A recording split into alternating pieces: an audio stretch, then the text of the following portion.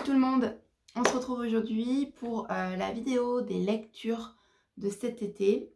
Alors je l'ai fait sur 2 mois parce que j'ai pas eu le temps de la faire fin juillet. Et je me suis dit que comme ça vous aurez un aperçu de tout ce que j'ai pu lire. Alors j'ai pas énormément lu, enfin moins que pendant l'année scolaire, parce qu'on a pas mal bougé et que voilà, j'avais moins de livres, souvent de livres avec moi, et puis j'ai beaucoup écrit aussi pour le concours Fixia. D'ailleurs je vous remettrai, si j'y pense, le lien en barre d'infos pour aller me suivre là-bas. Donc voilà, j'ai quand même 6 livres, plus c'est en cours que je vous présenterai du coup dans la vidéo du mois de septembre. Puisque je ne l'ai pas encore terminé au moment où je filme cette vidéo. Donc j'ai quand même 1, 2, 3, 4, 5, oui, 6 livres à vous présenter. Je pense que c'est pas mal. Et après, s'il y en a trop, c'est un peu long. Donc je vais commencer tout de suite. Juste parmi ces 6 livres, il y a une auteure auto-éditée. Alors je pense que ce sont que des femmes, encore une fois. Oui, c'est un hasard, mais voilà, c'est que des femmes. Ça changera peut-être pour le prochain. Et donc parmi ces 6, il y a une auteure auto-éditée que je vous présenterai en fin de vidéo, qui a un gros coup de cœur pour moi. Mais en fait, tous les livres que je vais vous présenter là, je les ai beaucoup aimés, donc je vais vous dire pourquoi pour chacun.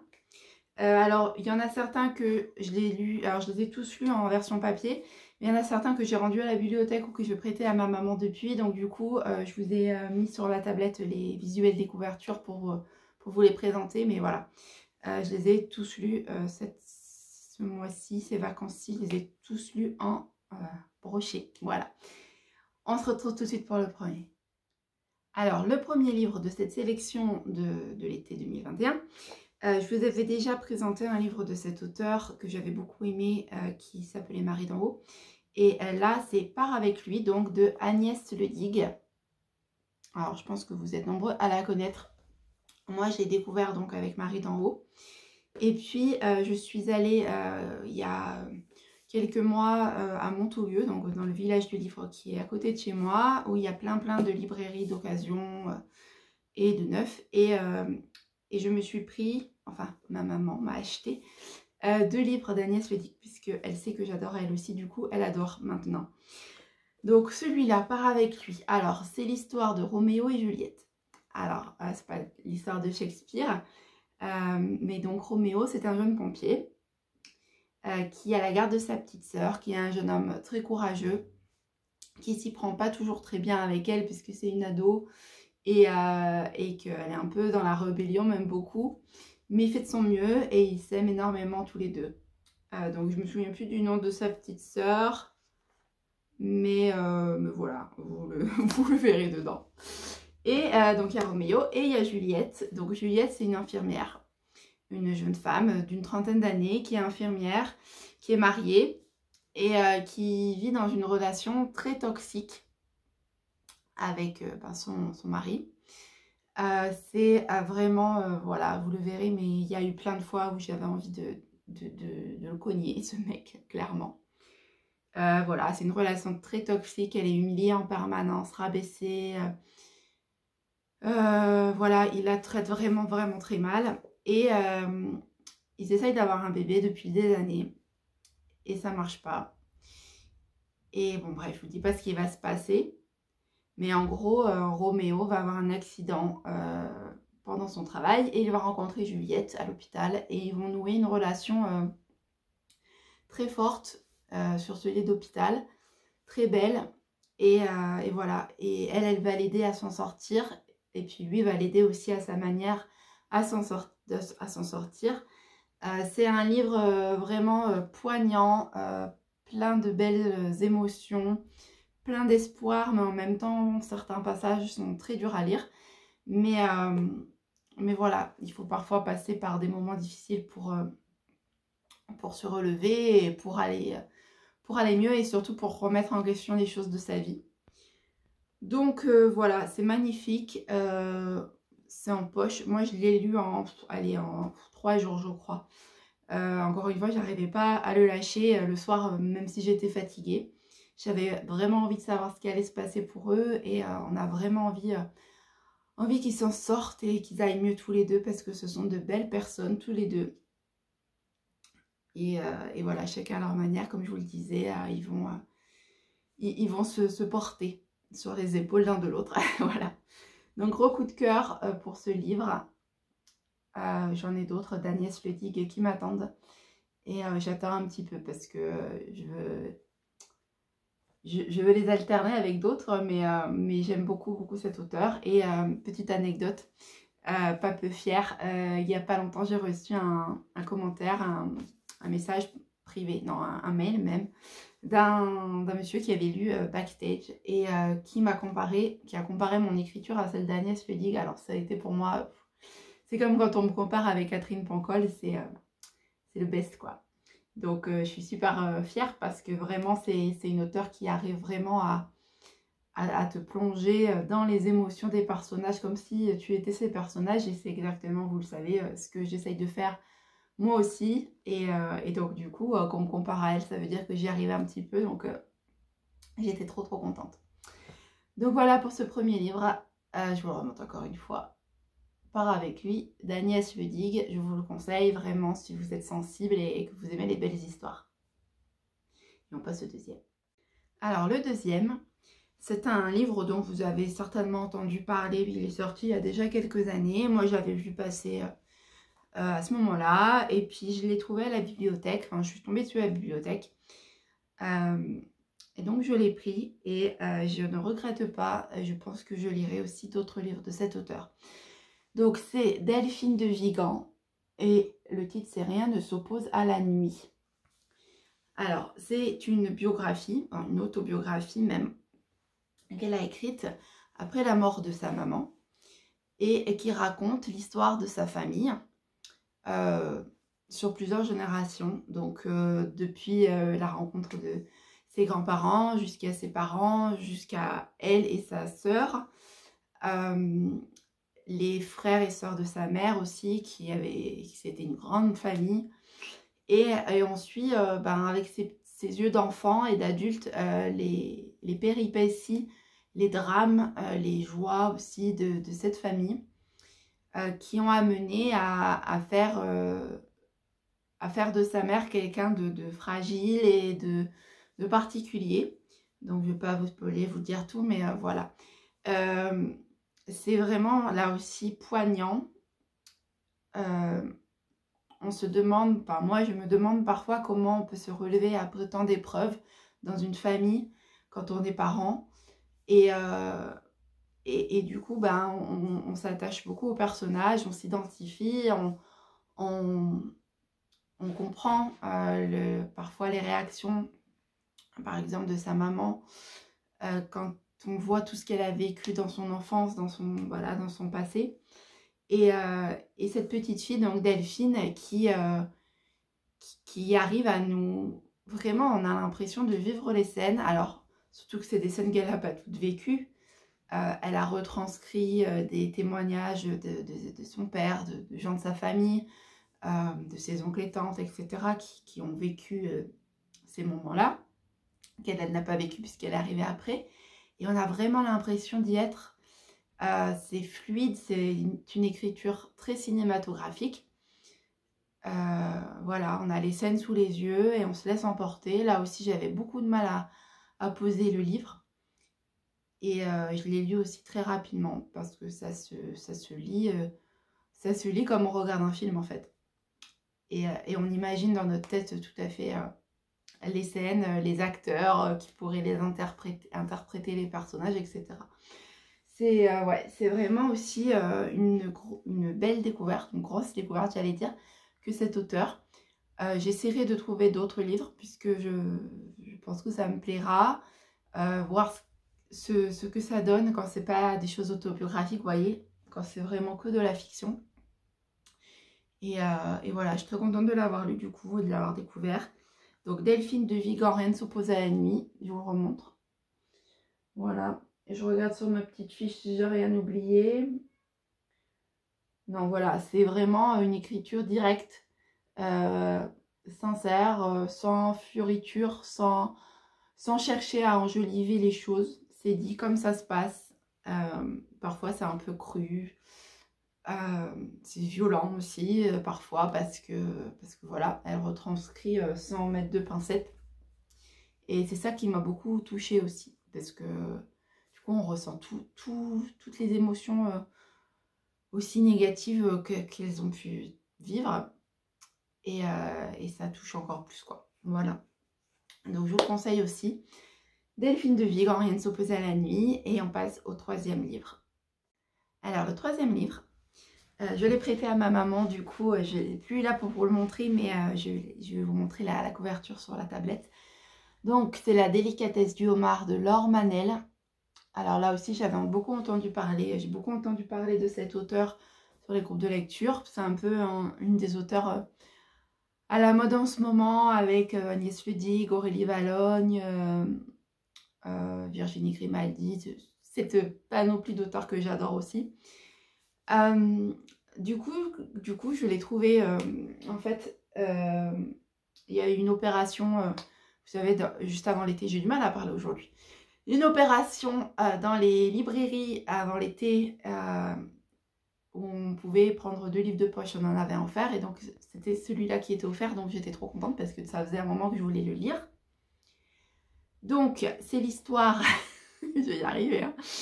C'est l'histoire d'une jeune femme, alors j'ai encore oublié son prénom, j'aurais dû le noter, mais bon, on s'en fiche. Une jeune femme qui est retrouvée sur une plage en Bretagne, complètement perdue, désorientée, voilà, désemparée. Elle est retrouvée par un gérant de centre équestre qui s'appelle François, qui a une bonne trentaine d'années et qui vit là-bas et qui s'occupe de son centre équestre, qui est passionné par les chevaux.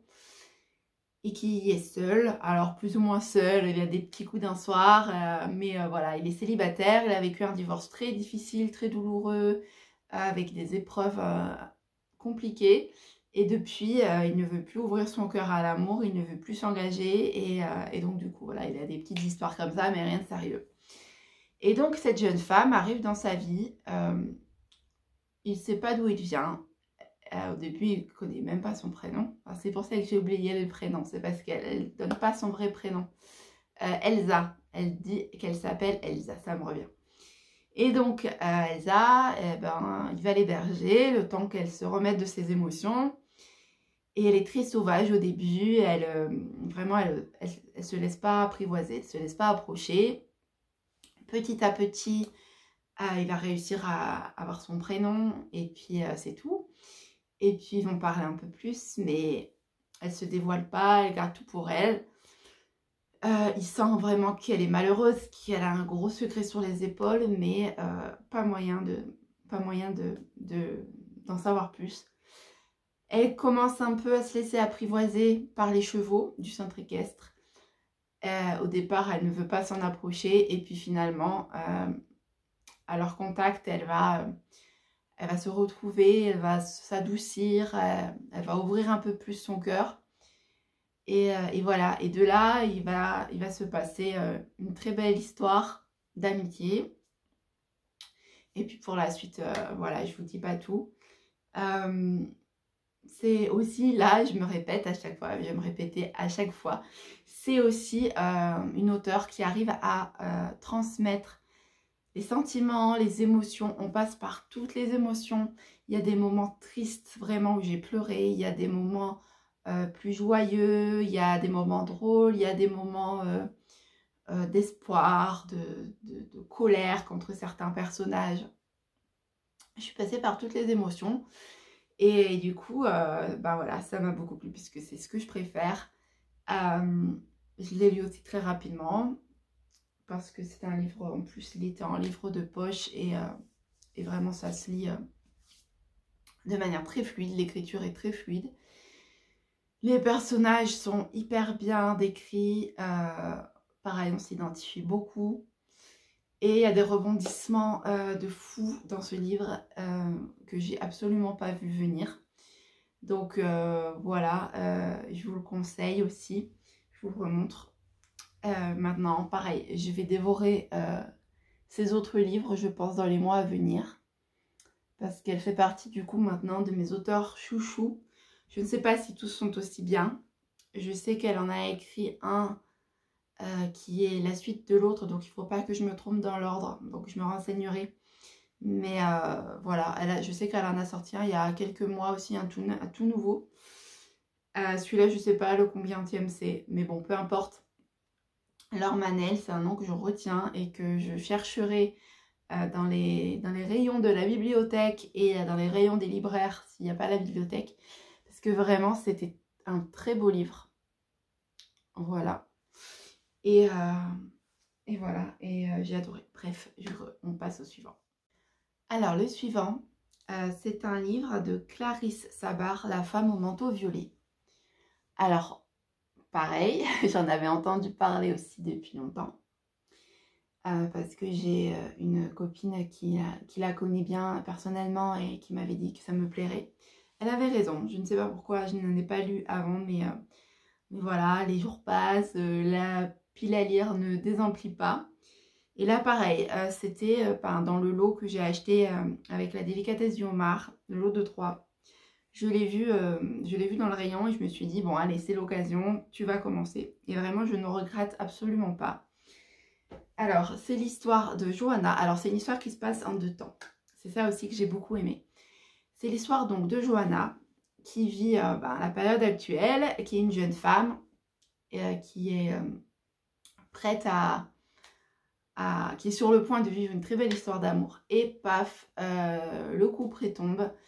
Elle a un accident de voiture et pendant qu'elle est à l'hôpital, ils lui ont fait des examens et ils découvrent qu'elle a un grave problème de santé, qu'il faut qu'elle se fasse opérer, que l'opération, il y a des risques de séquelles, mais que si elle ne se fait pas opérer, elle risque de mourir.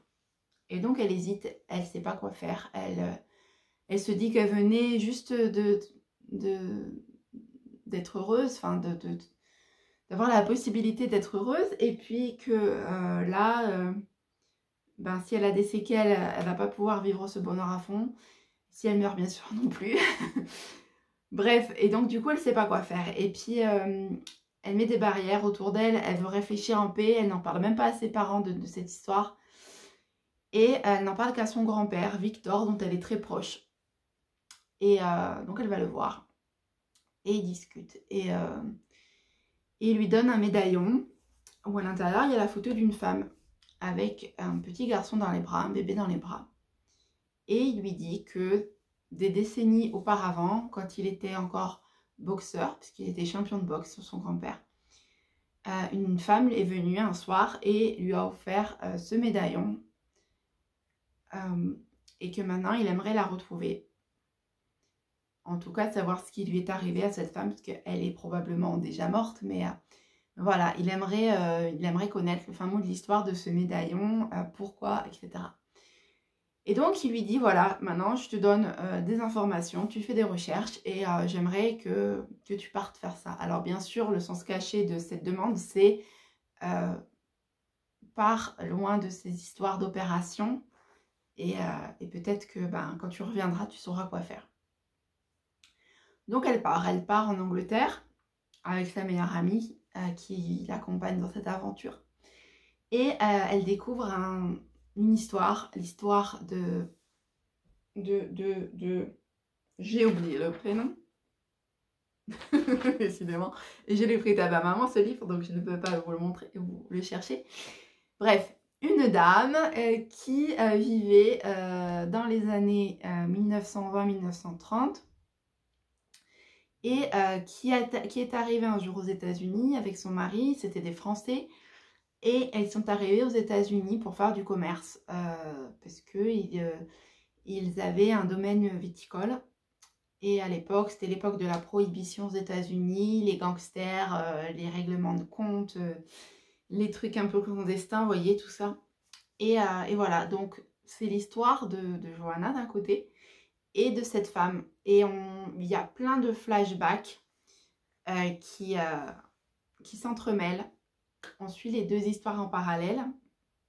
Donc Johanna qui essaye de percer ce mystère et l'histoire de cette femme qui est racontée à Johanna par un membre de sa famille. Donc on apprend au fur et à mesure à quoi correspondent ces liens de famille. Et c'est aussi plein de rebondissements. Vraiment la période aux États-Unis dans les années 20-30. C'est bourré de rebondissements, d'actions, d'émotions aussi. C'est très prenant, c'est très poignant par moments, puisqu'il lui arrive à cette femme des choses vraiment, vraiment pas chouettes. Et voilà, j'ai beaucoup aimé aussi. J'ai même adoré. Et pareil, toujours pareil, vous allez dire, elle radote la vieille, mais toujours pareil, les émotions au cœur du récit, on passe par 1000 émotions, par 1000 sentiments, on pleure aussi, j'ai pleuré, j'ai ri, enfin j'ai un peu moins ri. Il y a certains passages avec Johanna et son voyage en Angleterre qui peuvent être un peu drôles, mais c'est surtout très touchant, très émouvant, et ensuite le parcours pareil de cette famille du coup. Et voilà, et la fin, elle est spectaculaire. Je m'y attendais pas du tout, donc voilà, je vous le conseille, je vous remontre. Enfin, je dis je m'y attendais pas du tout, à un moment donné quand même j'ai eu un doute. C'est vrai, je m'en souviens maintenant. Donc, La femme au manteau violet de Clarisse Sabar. Et pareil, j'ai l'intention de lire d'autres livres d'elle, puisque vraiment j'aime beaucoup son style. Alors voilà, c'est un style simple, hein, mais j'aime beaucoup sa façon d'écrire et de dire les choses simplement et voilà, de laisser emporter. Voilà, c'est pas pour rien qu'elle a eu la révélation du prix du livre romantique, parce que vraiment, voilà, elle est fortiche pour faire passer les émotions et les sentiments amoureux, entre autres, mais pardon. C'est vraiment une belle découverte là aussi. Donc vraiment, ce ne sont que des belles découvertes ce mois-ci. À part Agnès Le Dit que j'avais déjà découvert, mais que voilà, du coup ça s'est confirmé. J'essaye selon les mois d'alterner un peu les auteurs pour pas vous présenter toujours les mêmes les mois suivants. Et juste ce qui m'attend dans la bibliothèque qui est en face de moi, j'ai encore beaucoup de choses à vous présenter les mois prochains. Bref. Donc voilà, c'était pour ce livre-là et on passe au 5e.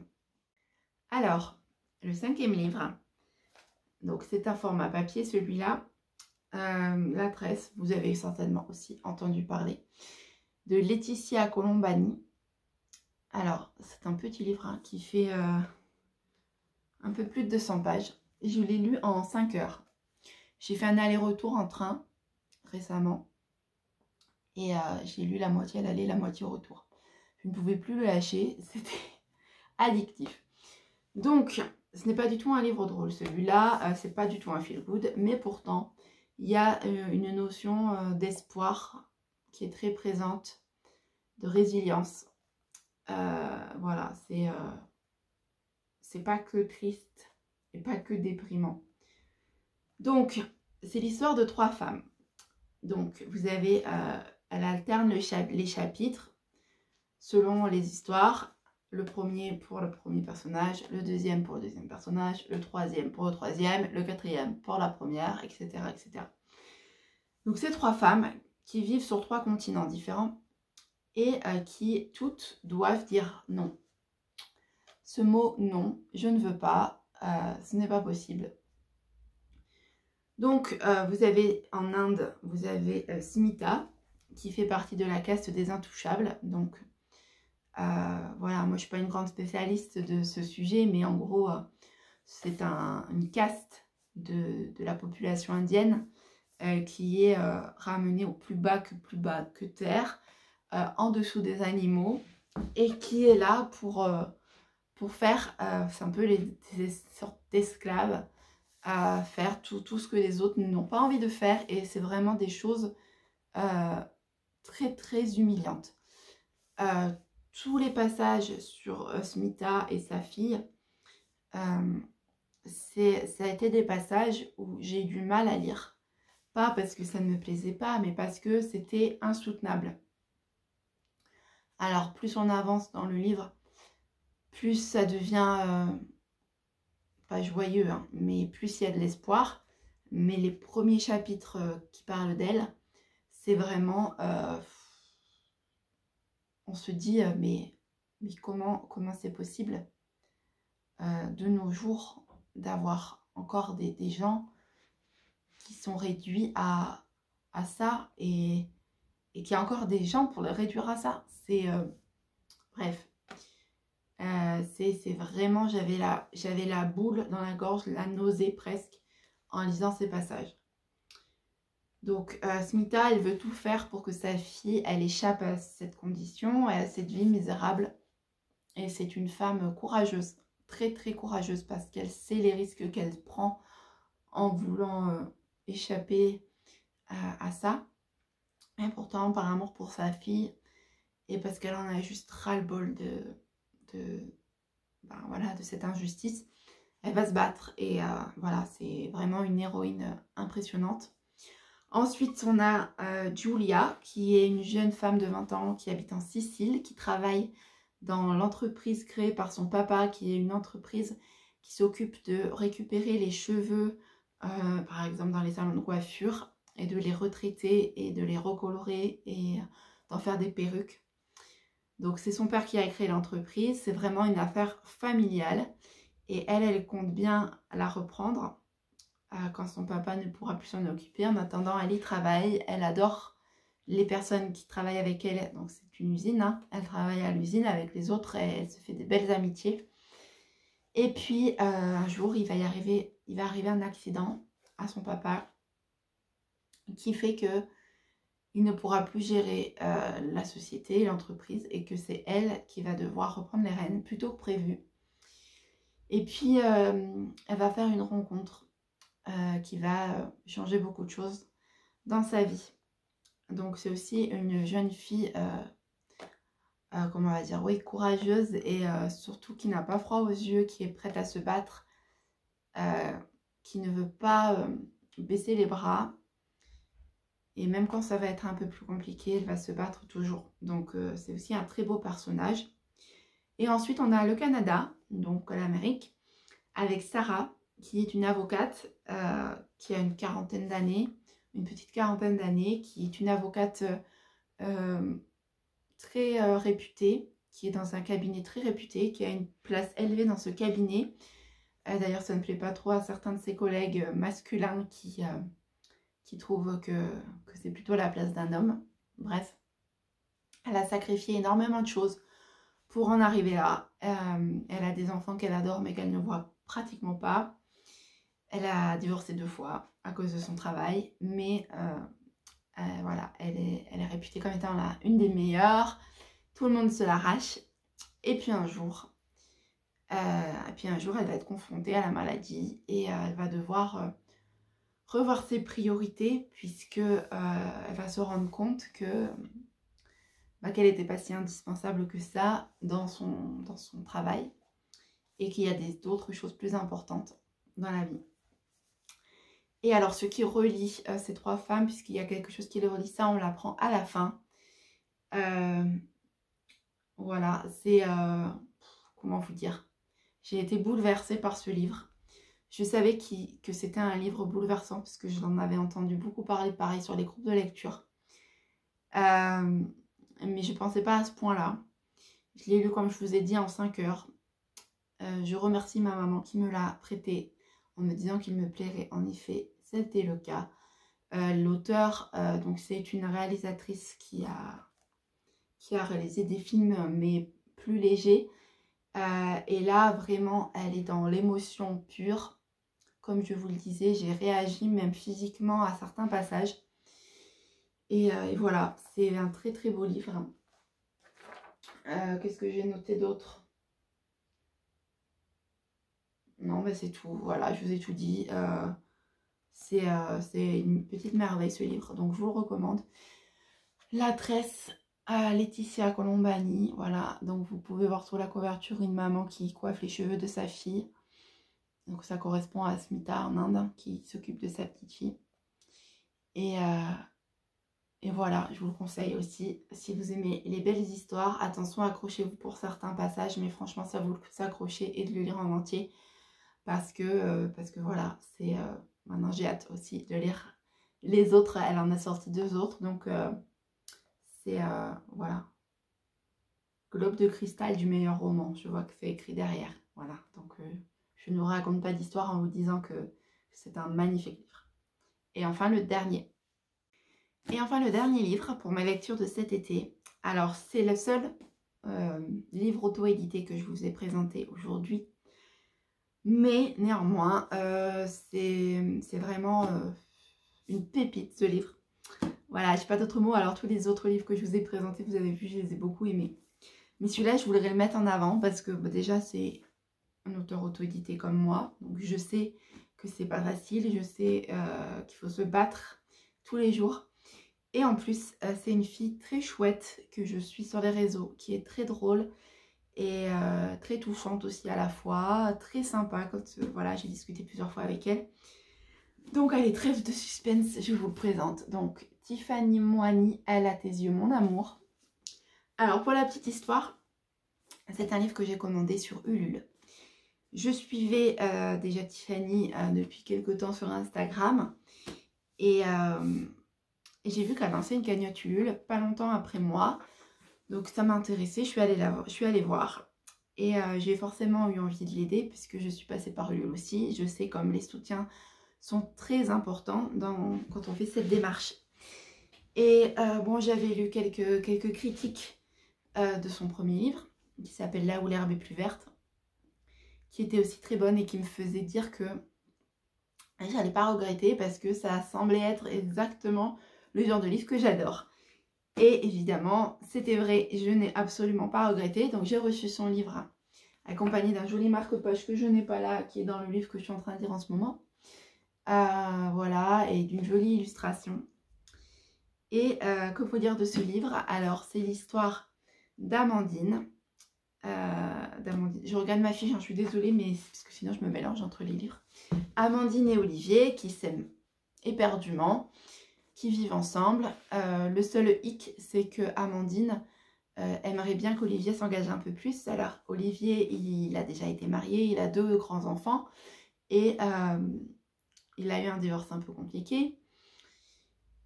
Et du coup, c'est vrai que l'engagement avec Amandine, c'est pas forcément quelque chose... il l'aime énormément, mais ça lui fait peur, évidemment, de repasser par là. Et donc, il met un peu les freins et voilà, elle est très fougueuse, très enthousiaste, très passionnée. Et lui, il est plus raisonnable. Il lui dit, voilà, ne sois pas pressé, mon amour...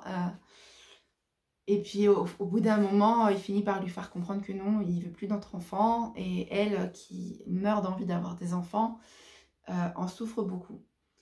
Il ne veut pas lui présenter pour l'instant ses 2 grands enfants, donc elle se sent exclue. Elle pense, parce qu'elle se fait beaucoup de films dans sa tête, ça remue beaucoup là-dedans, qu'elle ne compte pas assez pour lui. Et donc elle le titille sans arrêt et se chamaille sans arrêt à propos de ça, mais ils se réconcilient aussi très vite. Et puis un jour, malheureusement, Olivier disparaît dans un accident. Enfin, pas vraiment dans un accident, c'est dans un accident, mais il y a quelque chose qui a provoqué cet accident. Bref, il disparaît. Évidemment, pour Amandine, c'est le choc. Sa vie est terminée pour elle. Ses amis sont là pour essayer de lui remonter un peu le moral et de lui changer les idées. Mais elle met beaucoup de temps à se relever. Et puis un jour, elle rencontre la fille d'Olivier, la fille adolescente d'Olivier, qui s'appelle Mathilde. Et elle ressent... Alors déjà, elle reconnaît le regard d'Olivier dans le regard de Mathilde. Donc ça la touche beaucoup. Et puis, elle ressent le besoin, en fait, de passer du temps avec cette jeune fille, comme si, c'était du temps avec lui. Et cette jeune fille, au départ, elle ne veut pas entendre parler d'elle. Elle est très froide, très agressive, puisqu'elle pense que c'est Amandine qui a causé le divorce de ses parents, alors que ça n'allait déjà plus avant. Et elle va devoir l'apprivoiser par toutes sortes de techniques. Et puis ça va marcher. Voilà, avec le temps. Il va y avoir aussi la maman d'Olivier qui va arriver dans l'histoire. Bref, et puis un jour, Amandine va apprendre une nouvelle qui va, une nouvelle voix tout bouleverser. Mais je ne vous en dis pas plus.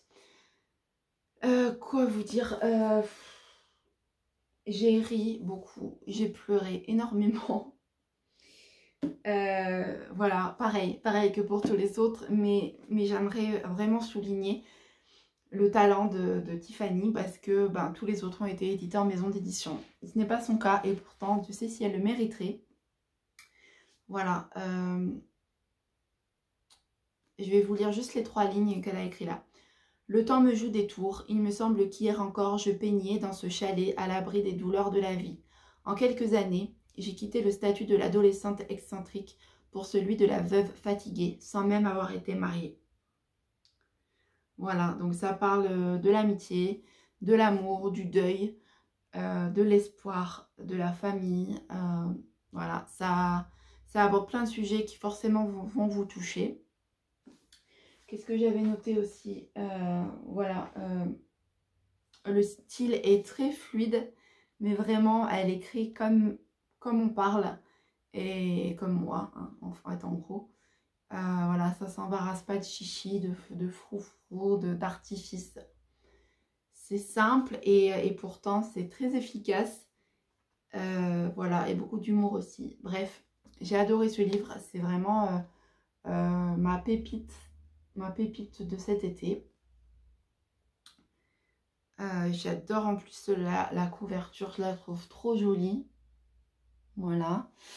Et voilà, et comme je vous disais, c'est une fille super sympa, donc elle mérite un petit coup de projecteur. Donc elle a tes yeux mon amour, de Tiffany Moani. Vous pouvez la retrouver sur les réseaux. De toute façon, je vous mettrai ses réseaux en barre d'infos. Et n'hésitez pas à aller la lire. Elle est normande, pour info, s'il y a des Normands qui passent par là. Et c'est un très très beau livre. Donc merci Tiffany. Je ne regrette pas d'avoir participé à ta cagnotte et je te souhaite plein de succès pour la suite, pour ce livre et pour ceux qui viendront. Voilà, je suis super contente de t'avoir découvert et de t'avoir rencontré virtuellement, qui sait peut-être un jour en vrai. Voilà, même si j'habite pas tout près de la Normandie, on ne sait jamais. Voilà, bah, je vais m'arrêter là pour cette vidéo qui va déjà être longue. Je vais aller la monter. Et voilà, si vous avez des questions par rapport au livre que je vous ai présenté, n'hésitez pas. Si vous avez d'autres livres que vous avez aimés pendant cet été, que vous voulez, dont vous voulez me parler aussi, je veux bien. Je serai très contente d'avoir de nouvelles idées de lecture, même si j'en ai encore plein qui m'attendent. Je vous laisse. Je vous mets en barre d'infos toutes les infos concernant les auteurs. Je vous mets aussi mes liens à moi, plus le lien pour Fixia pour aller lire la suite de mon histoire, de l'histoire de Lily, et continuer à me soutenir. Je vous embrasse, prenez soin de vous et à bientôt. Bisous.